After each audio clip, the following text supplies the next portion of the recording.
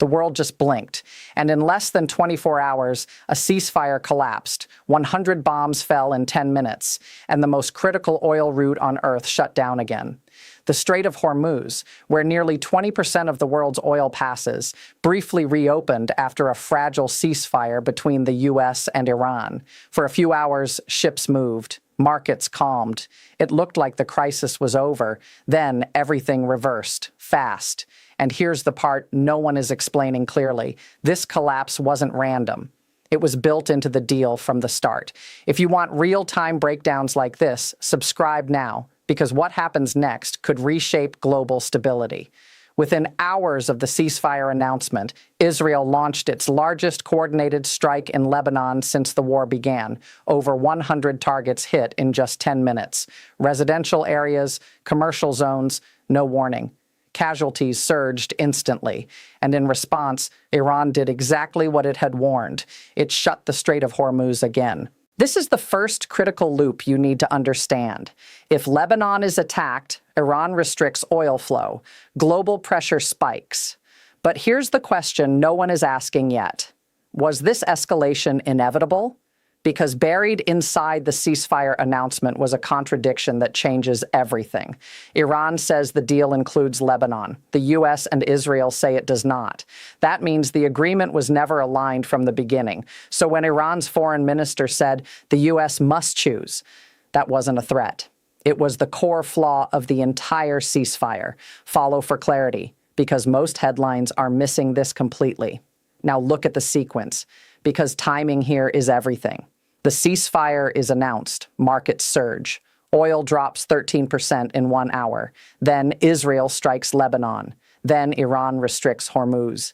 Then confusion explodes globally because U.S. officials say the strait is open, while shipping data shows almost no traffic. So which version is real, the statements or the data? Here's where it gets even more unstable. There isn't one ceasefire document, there are three. One version was rejected entirely. One version the U.S. calls workable.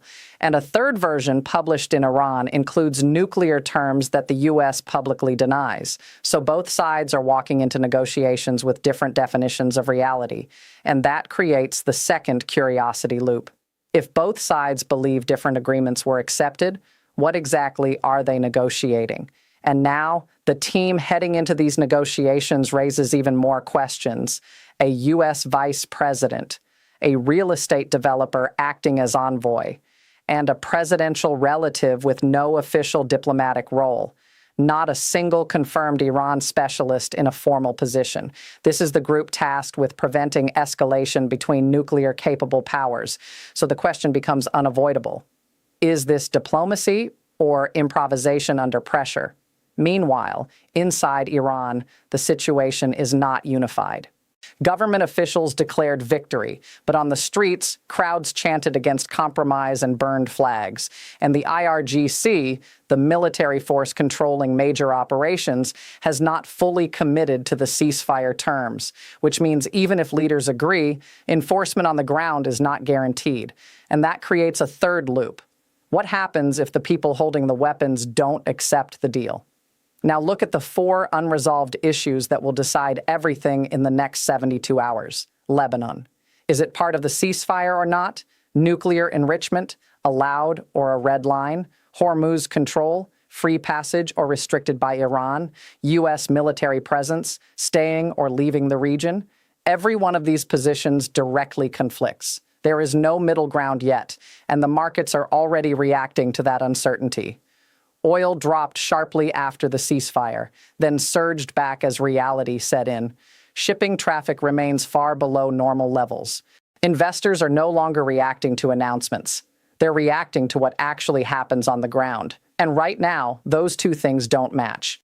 So here's the situation as we enter the Islamabad talks. A ceasefire that lasted less than a day.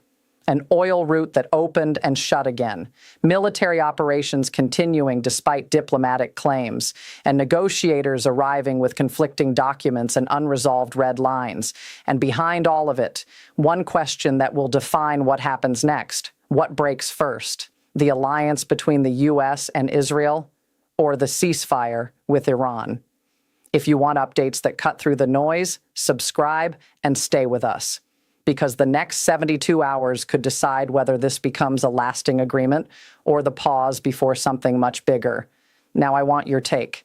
Is this a real diplomatic opening or just another deadline disguised as progress? Drop your answer below. Every perspective matters here.